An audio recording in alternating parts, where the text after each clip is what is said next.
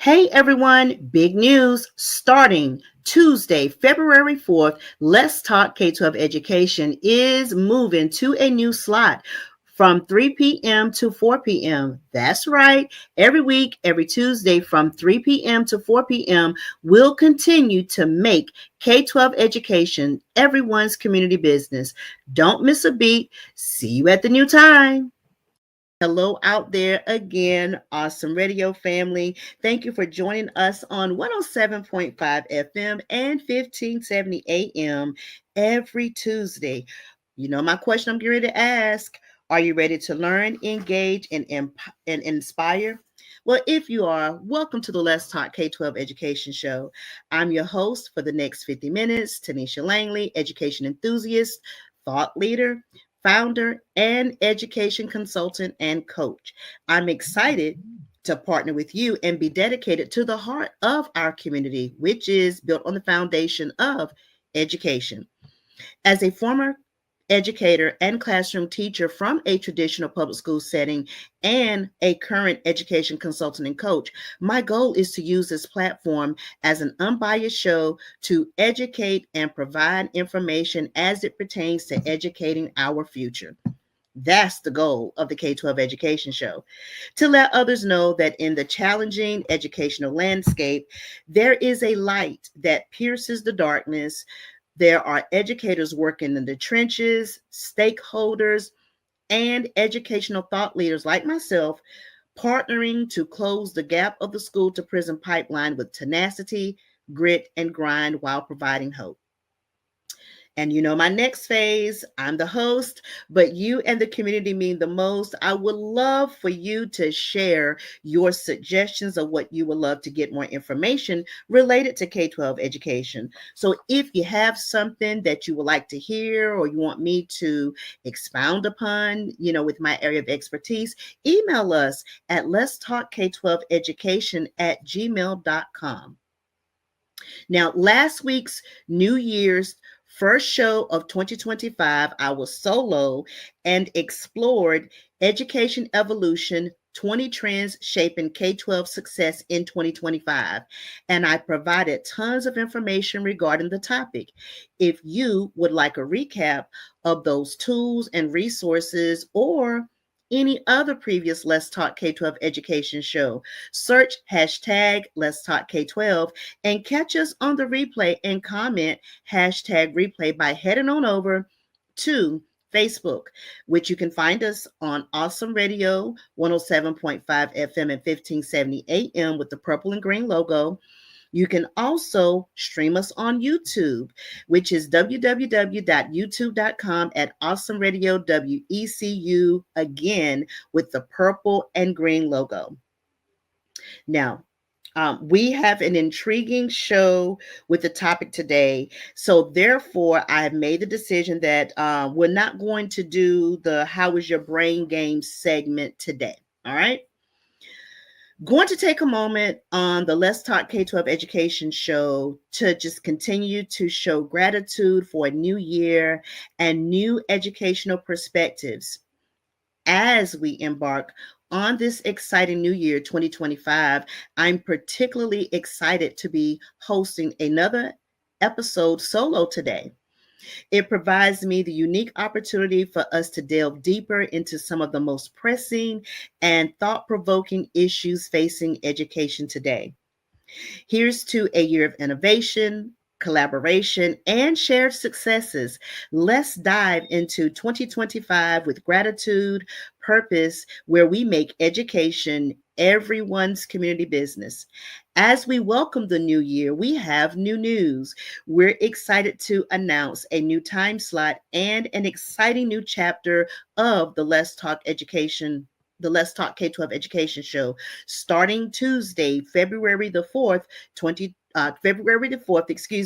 from 3 o'clock to 4 p.m. So again, you heard it probably leading into the show today, but it's going to be starting Tuesday, February 4th from 3 to 4 p.m.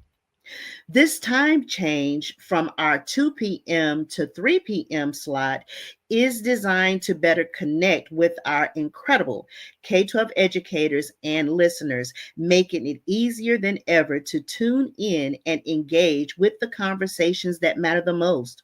Why is it important to move to the new 3 p.m. to 4 p.m. time slot? I'm glad you asked. Number one is about empowering educators. K-12 educators are at the forefront of shaping young minds. By reaching them during this convenient time, we can provide the tools, strategies, and inspiration they need to excel. Number two, enhancing professional growth. The new time slot aligns with educators' schedules, allowing them to engage in meaningful discussions during their afternoon break or planning period, or for some of the K5 educators on their ride home in the evening. Number three, building a community, strengthening our connection with this demographic fosters collaboration, innovation, and shared solutions to educational challenges. So, our topic today is K-12 at the crossroads, navigating potential change in education. Now, the objective today is to critically examine the current state of K-12 education, identify emerging trends and challenges, and explore potential pathways for transformative change that will better prepare students for success in the 21st century. Now, okay, so let's get into our topic today. Today, we're diving headfirst into a controversial topic: the future of the Department of Education itself. Now, some argue it's an overarching behemoth, while others see it as a crucial safeguard for our children. We'll explore the push to dismantle this federal giant, examine the potential impact of policies like school choice and block grants, and delve into the heated debates surrounding civil rights protections within our schools. So buckle up. It's getting ready to be a ride. The Let's Talk K-12 Education show is for informational and educational purposes only. This show does not reflect the political views of the show host, guests, producers, or any affiliates of the Awesome Radio Show. So that even though we're not really going to be talking politics, these are some of the things that we're headed into, and taking a proactive approach and examining information is always better with putting the horse before the cart so you can make informed decisions. So here are a few thought-provoking questions that I want you to press pause and reflect regarding our topic today, which is K-12 at the crossroads, navigating potential change in education. So, if the Department of Education were to be significantly downsized or even eliminated, who would ensure equity and access to quality education for all students, especially those from disadvantaged backgrounds? Here's thought-provoker question number two around our topic today. In a world of increasing polarization, how can we have a productive conversation about the role of the federal government in education, respecting diverse perspectives while also ensuring that all students have the opportunity to thrive? So without further ado, come on. Lean in and listen. I'm going to take you to school with some of the research that I've done, and hoping that you have your pen and your paper. You can jot some things down. And again, I gave the disclaimer so you can also be proactive and be a part of the process, and also look into some of the information that I'm going to give you today. So Project 2025 agenda, which includes proposals to dismantle or significantly reduce the scope of the U.S. Department of Education, which ED could have, it quote, wide-ranging impacts on the American educational system. So here's an analysis of the potential pros and cons of such an initiative. So let's go with it. Potential pros, the positives. Number one, increased state and local control. Flexibility in policies, that means states and local districts would gain greater control over curriculum, assessment, and resource allocation, tailoring policies to meet local needs. What's the cultural relevance to that is local governance could lead to curricula more aligned with community values and priorities. Now, there's so much I would like to insert my perspectives around this, but I have a lot to cover. So hopefully I can get through all the information and add my own personal insights to this. Number two, reduction in bureaucracy. So a streamlined process eliminating federal oversight could reduce red tape and administrative burdens on schools. Cost savings. Funds previously allocated to federal administration could be redirected to classrooms or other priorities. Number three of the potential pros: promotion of innovation, decentralized experimentation. States could experiment with new educational methods, testing innovative approaches without needing federal approval. School choice expansion.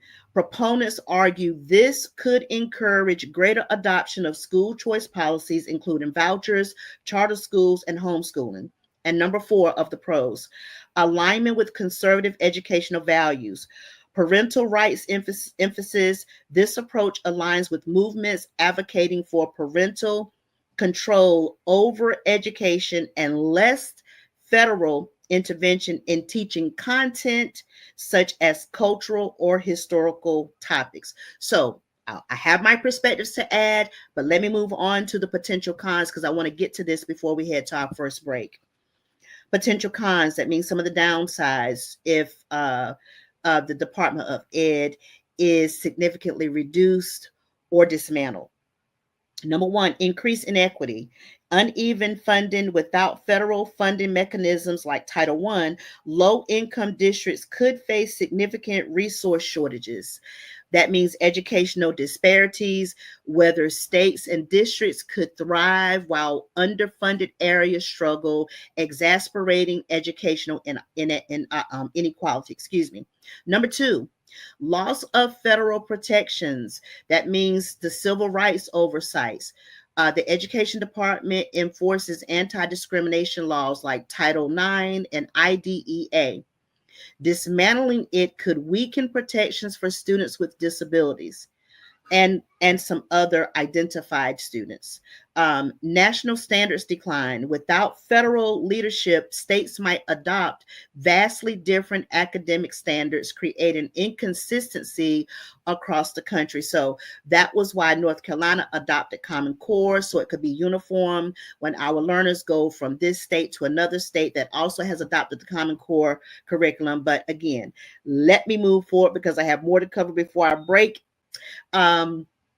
Number three, the challenges with for state and local governments. So the capacity issues. Many states and districts may lack the infrastructure or expertise to manage responsibilities currently handled by the education department, such as large scale student loans or grant programs. And I'm a participant of some of those programs, and probably a good deal of our viewers and listeners are as well. So the coordination difficulties would be the absence of a central body could hinder collaboration on national education priorities, for instance, like the STEM advancement or global competitiveness. Number four, impact on federal funding programs. Reduce funding for vulnerable populations. Programs like Pell Grants, school lunch assistance, and special education funding could be disrupted. And again, I am the face of Pell Grants. School lunch assistance, my children was able to, because of the area that we live in, was able to benefit from that. So I was loving not having to pay for their lunch, but and special education funding could be disrupted. Research and data loss. The education department supports critical research and data collection on education trends, which could be diminished without a federal presence. And number five, risk to nationwide goals. Global competitiveness, a fragmented system, might make it harder to address national priorities like preparing students for the future workforce or competing with international education standards, which I've covered here on this show, College and Career Readiness. I did a whole series on that. And emergency response. Coordinated federal responses to crises such as pandemic disruptions or natural disasters might become less effective. And we just went through that a couple years ago. And it was because of the aid of the ED. They had these resources and funding available to make decisions to transfer education as best as they could. It wasn't the best, but they weren't as prepared. Nobody was for such a sudden pandemic with such a large impact the way that it did.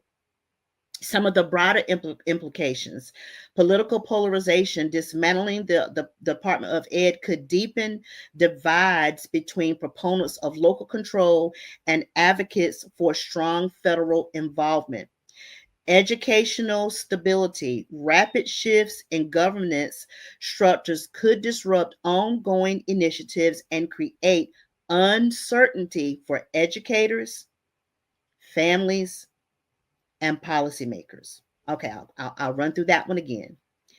Educational stability, rapid shifts in governance structures could disrupt ongoing initiatives and create uncertainty for educators, families, and policymakers. So I hope that you caught that. That means that everyone that touches the K-12 system could be impacted. So what's the conclusion here? While dismantling the Department of Education under Project 2025 could lead to greater state autonomy and localized decision making, it also risks increasing inequality and undermining critical federal protections and funding. Balancing decentralization with ensuring equitable and high quality education for all students would be a key challenge in such a transition. So, we have a few minutes before we get ready to go to break, and I do have a few minutes to insert some of my personal perspectives because this whole month we're talking about new perspectives, new year, new educational perspectives. Again, this information that I just gave you, the pros and cons in case that the Department of Education is dismantled, which is highly unlikely, or if it is decreased in some sort of way, everyone is going to be impacted at some shape, form, or fashion, from the top down, from policymakers down, from educators down, from K-12 students, from the families of the K-12 students. So the reason that I wanted to bring this information up today, I've kind of hinted towards it for several months now of bringing up the topic, but I wanted to do a little bit more research. And again, this is not my views. It's just putting the information out there for you to start doing your own research as it applies to your circumstances at that, in your own households, because that is, at the end of the day, that's what it's about. It's about putting the horse before the cart. It's about being proactive, because we do not know what lies before us in the next coming weeks. And in my opinion, just my perspective, if things are able to be carried out the way that they want to be, I don't think it's going to be all bad. Of course, if any change means that we have to make adjustments, and that is adapting, and we're all adaptable. We are more adaptable than not. But I also would like to add, before we go into the break, I'm going to share some more information in the second segment after we come from break. My goal is, and I'm going to try to not insert my personal perspectives in, because I have some pros and cons and some case studies at the last 20 minutes of the show today to hopefully combat and help you and partner with you as you think of, well, what happens next in case this happens? Because I do have some very important K-12 sweethearts that are in the school systems, okay? So I do have some solutions, but they will be presented at the end of the show. So that's why I'm trying to make sure I just put the information out there for you to jot it down, come back and view the show. And we'll get to those at the end of the show. So we've covered a lot of ground already, and there's so much more to discuss.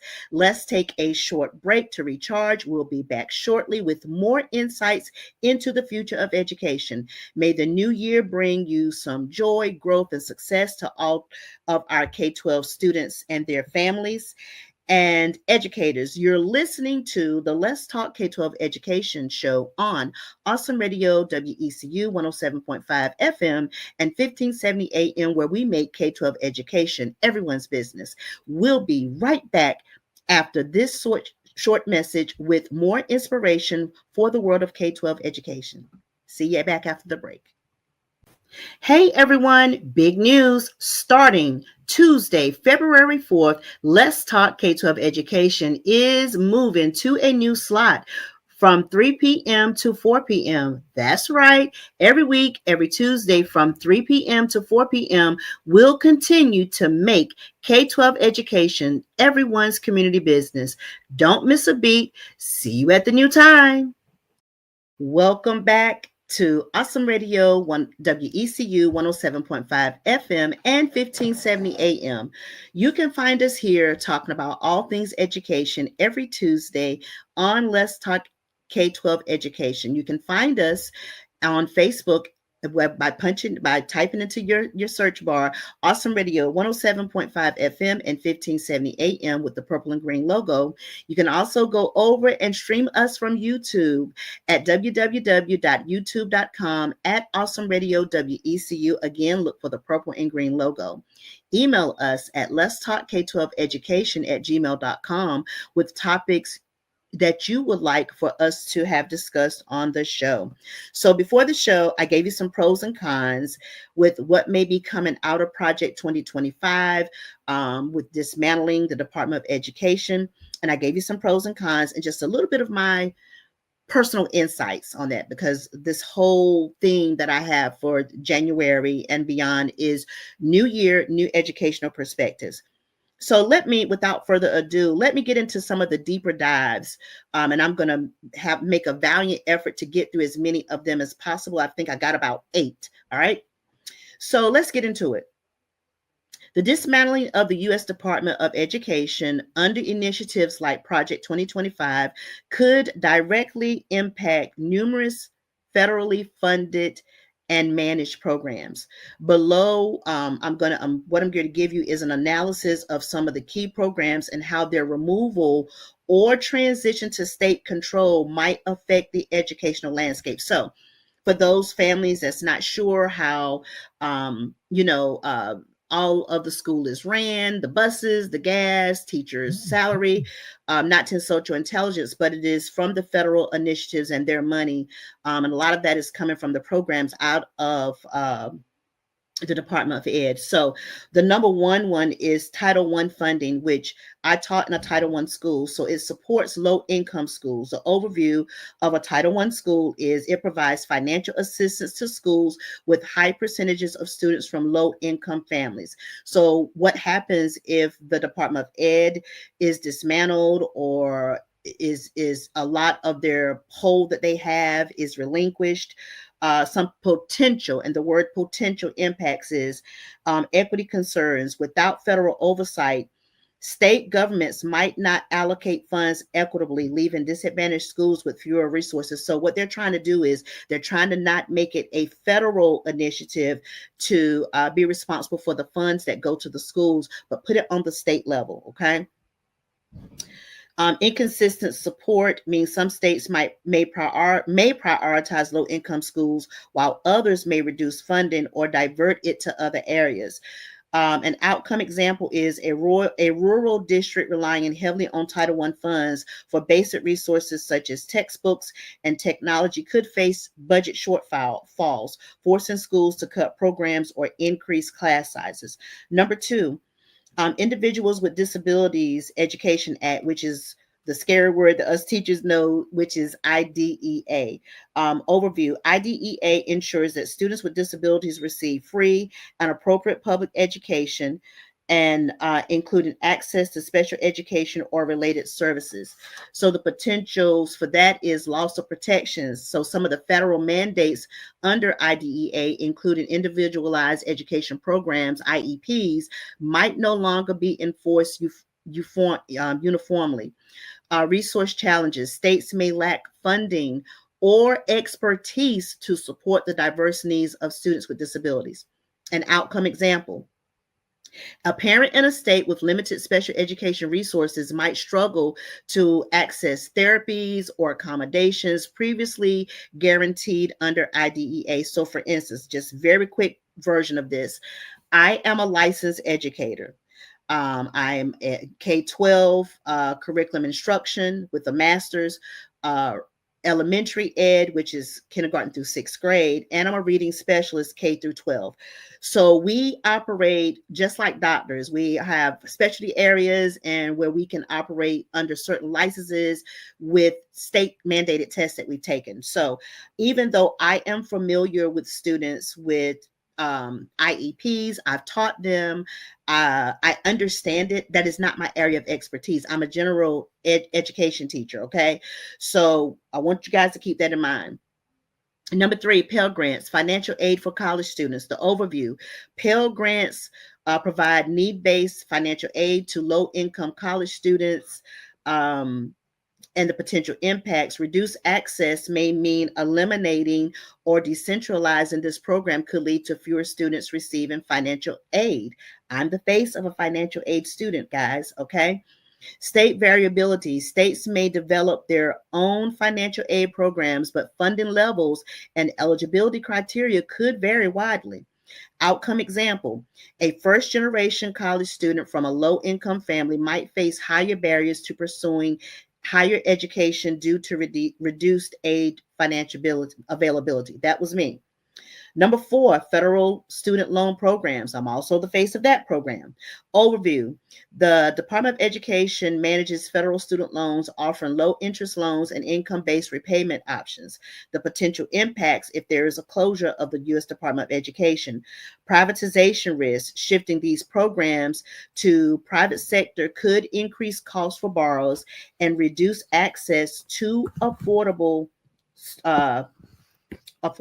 for students.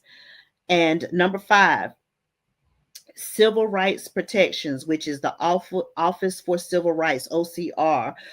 The OCR enforces anti-discrimination laws in education, such as Title IX and Title VI. And the potential impacts is a weakened enforcement. Without federal oversight, enforcement of civil rights protections could become inconsistent, leaving students vulnerable to discrimination. Outcome example: a student facing racial harassment in a school might have fewer avenues for recourse if state level agencies lack the capacity or will to address complaints effectively. Number 10, emergency relief funding, like COVID-19 relief. The Department of Ed provides emergency funding for schools during crises such as natural disasters, which we just went through one in 2019, 2020, or pandemics. Potential impacts: delayed responses. States might lack the infrastructure to respond swiftly to large scale emergencies. Outcome example: in a future pandemic, schools might face prolonged closures or resource shortages due to delayed funding and coordination. What are the broad examples of outcomes? Fragmentation of education standards. Without federal guidelines, students moving between states could face inconsistent curricula and graduation requirements. Widening urban rural divide. Rural areas, which often rely heavily on federal funding, could experience greater resource shortages than urban districts. And reduced global competitiveness. The U.S. may fall behind other nations with centralized education systems that focus on national priorities like STEM and language acquisition. What are the final thoughts? The dismantling of the U.S. Department of Education could create variability in educational quality and access across the U.S. While some regions might innovate and thrive under localized control, others could face deepening inequities and resource shortages impacting millions of students.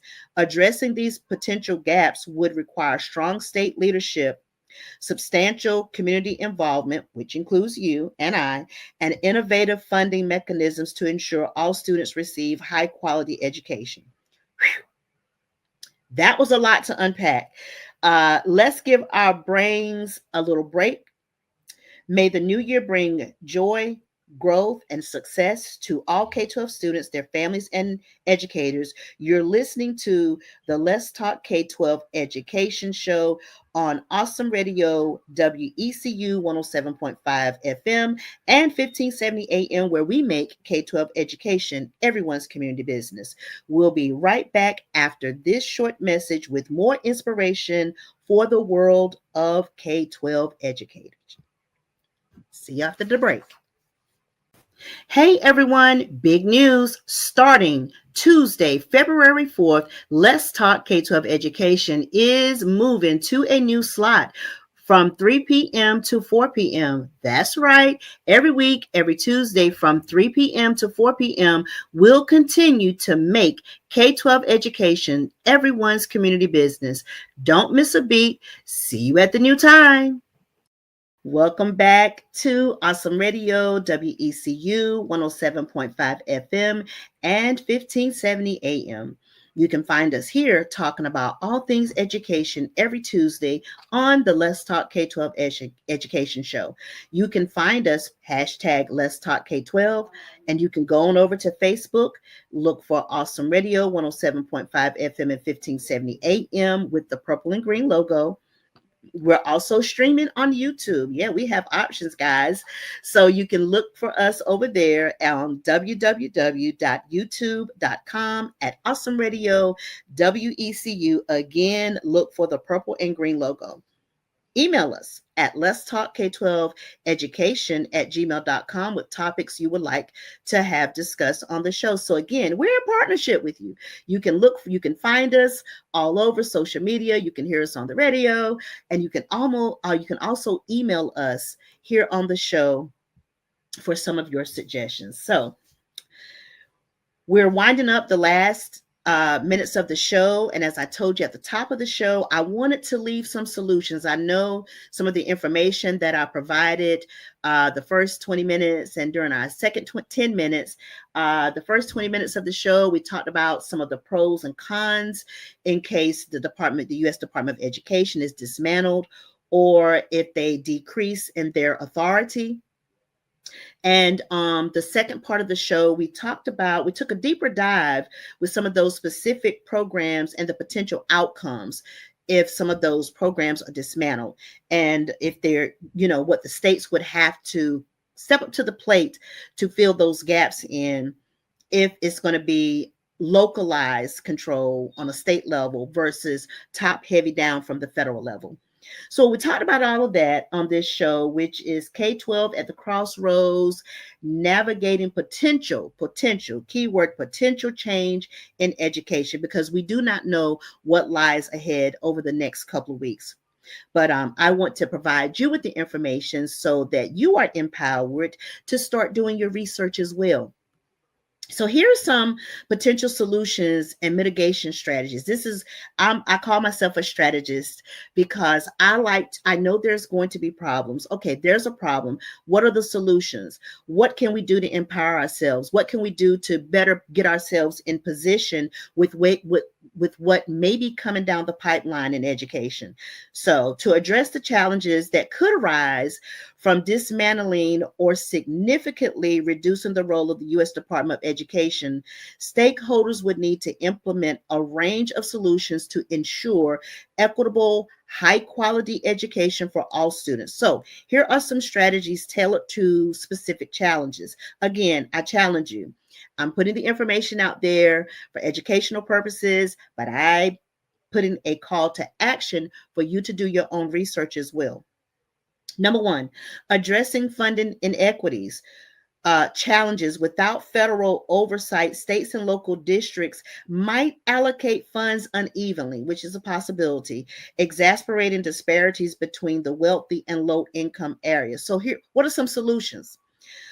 Adopt a statewide funding equity model. States can establish funding formulas that prioritize low income and underserved communities. Some examples are weighted funded formulas that allocate additional resources based on student needs. Example like poverty, English language learners, special education. Public private partnerships encourage businesses and philanthropic organizations to invest in underfunded schools through grants, technology donations, and mentorships programs. Guys, some of these people are loaded with money and they're just trying to find a way to get a tax write-off. Okay, that's all I'm saying. Examples are initiatives like Google support for STEM education in rural districts. Number three, well, the number three for number one, establish state level education endowments. States could create endowments funded by taxes, donations, or lottery proceeds to provide sustainable funding for public education. Number two, for some potential solutions and mitigating strategies, ensuring civil rights protections. So the challenges is federal protections against discrimination, for example, Title IX, IDEA, may weaken, leaving students vulnerable to inequities. What are some solutions? Uh, bullet point. I'm just going to call it bullet points. Bullet point. State civil rights offices establish or strengthen state agencies tasked with enforcing anti-discrimination laws in education. Bullet point number two. Nonprofit advocacy and oversight.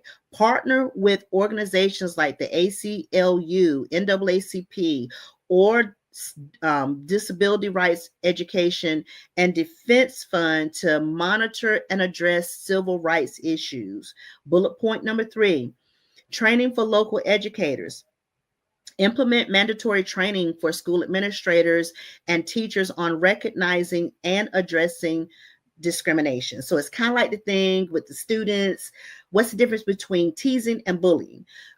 So I think that is to be noted, that sometimes it's based upon what our thought processes are when it comes to discrimination.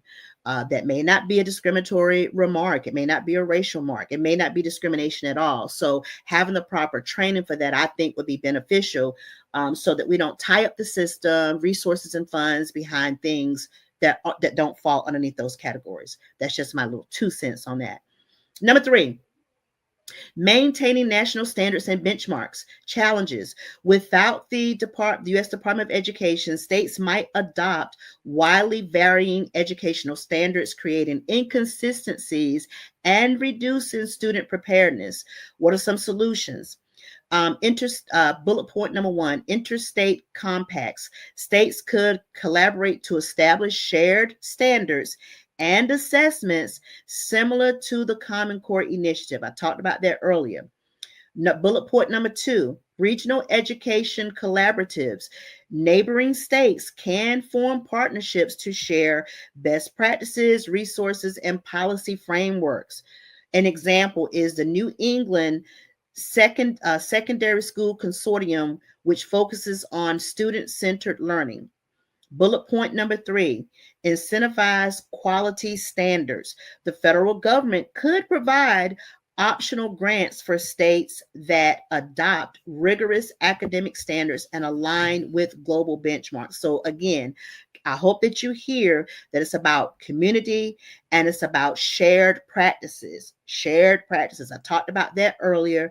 And sometimes when people find things that work, they kind of want to keep it to themselves so that they shine and look better upon others. But here's the deal. When an area is lacking or there are problems, trust you me, they can spread to other areas and other scenarios and other neighborhoods. So just keep that in mind.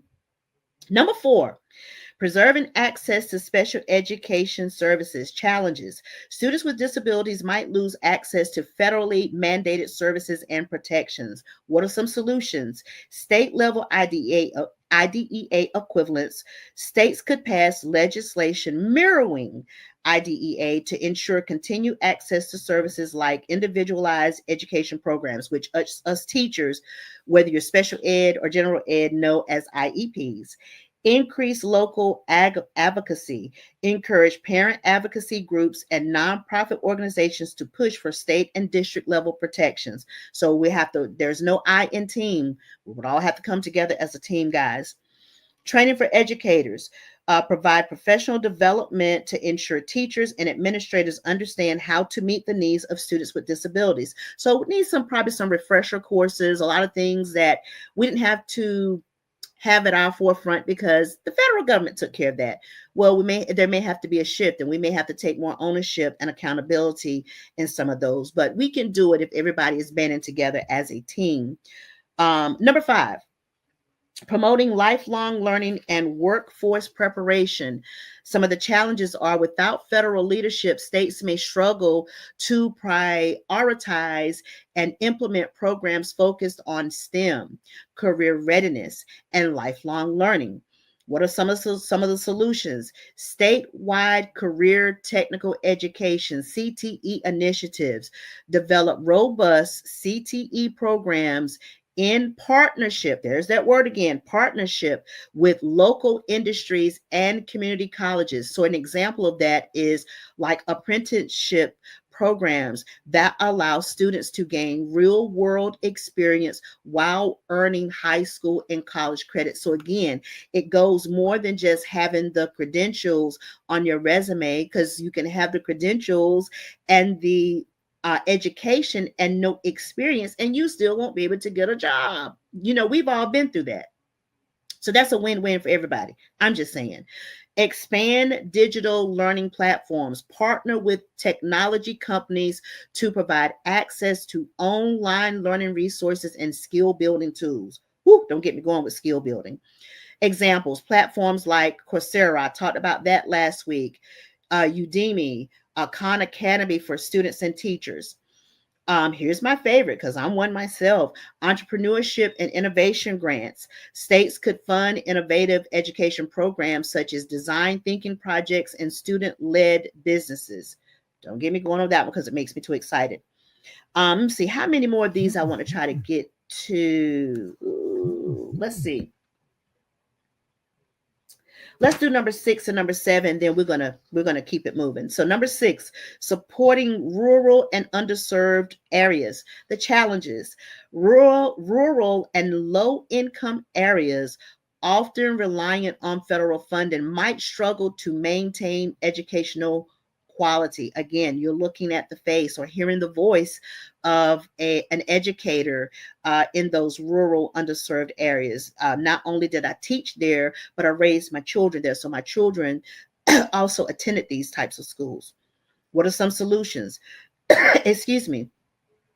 Rural education supports programs, create state-specific initiatives to provide targeted funding and resources to rural schools. An example of that: funding for transportation, broadband access, and teacher housing incentives. Ooh, now that is huge.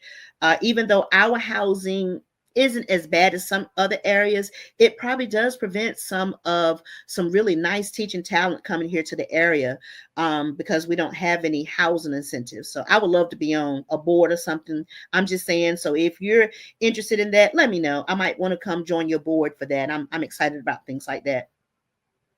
Teleeducation expansion: invest in technology to expand access to quality instruction through virtual and hybrid learning models.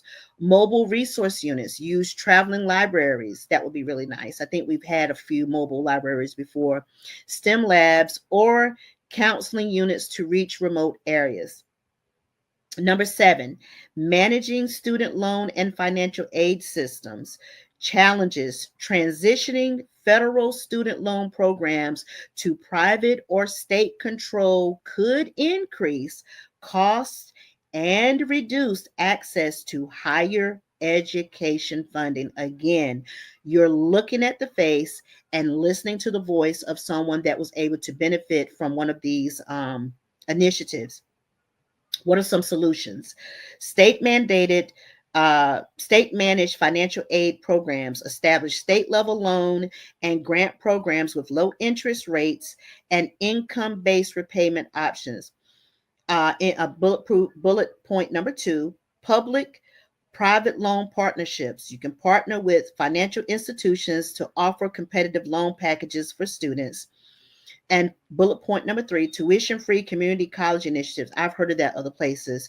States can expand tuition free programs for community colleges, making higher education more accessible. Now, let me push on that. I know I'm trying to get through these points and get to the closing remarks, and get to at least maybe one case study. But don't you know, if we are coming up with solutions that's going to empower people, empower our community, don't you know that then if you rather spend the money there than to spend the money where our correctional facilities are overridden, where you still have to feed them and provide all of these benefits for them? Why not shift the funds and the money where people are going to be empowered? If you're going to pay the money, if you're going to have the partnerships, if you're going to come up with these educational initiatives, because, whether we think about it, you say, well, that's not my problem. Well, if it's in your community and we don't have solutions so that these people can get educated or get empowered or get on their feet, then it becomes becomes everyone's problems. Okay. It can be a challenge to where you live. It could be a challenge to your children, grandchildren, nieces, nephews, godchildren, and all of those K12 sweethearts that you love. Okay. That's just my little 2 cents. Final thoughts. The challenges posed by dismantling the U.S. Department of Education are significant but not insurmountable. By leveraging innovation, collaboration, and local expertise, states can mitigate potential gaps and ensure students receive the education they need to succeed in the future workforce. However, achieving this requires proactive planning. I've said that throughout this broadcast today. Being proactive, putting the horse before the cart. My cliche saying, "There's no I in team." Significant investment and a commitment to equity and quality from all stakeholders. Okay. I am going to present one of the case studies and examples of states adopting education solutions. Several states have already implemented innovative approaches to address challenges in funding, equity, workforce readiness, and more. These examples demonstrates how localized efforts can drive meaningful change and serve as potential models for other states. So I want to share this one, which is a funding equity model. So the case study is California's local control formula, which is LCFF, and I'm vaguely familiar with it. I'm going to tell you about it in just a second. The overview was adopted in 2013. It allocates additional funding to districts based on student needs, including low-income students, English learners, and foster youth. The impact: it increased per pupil funding for underserved populations. It gave greater flexibility for districts to allocate resources based on local priorities. So an example of this is Los Angeles Unified School District used LCFF funds to expand art programs and provide additional academic support for high need students. What's the lesson here? Weighted funded formulas can help ensure resources are directed towards students who need them most. So I wanted to kind of touch on that one. There's a couple of more, and I may share them on a different show. That one is because I'm familiar with that in some of my consultancy. When I did the contract, the consultancy team that we were on, one of the consultants was actually doing some consulting in California and told us about this weighted approach as far as funding was concerned. And we were getting ready to get into putting together, building out a curriculum to support one of those initiatives, but we kind of lost sauce in the water or something along those lines. So I'm familiar with it. Don't know a whole lot about it, but I am familiar with that particular model. So here's my thought leadership from my perspective and lens as an educational partner, stakeholder in the K-12 villages and educational entities as a senior education consultant under the new year, new educational perspectives. As we navigate these uncharted waters in education, let's remember the power of collaboration, innovation, and hope. Let's embrace the challenges as opportunities for growth and create a system that is equitable, inclusive, and truly prepares our students for a bright future. We can do this under three ways: under collaboration, by working together as educators, parents, and community members. We can do this through innovation. We must be willing to experiment with new ideas and approaches. And we can for surely do this through hope.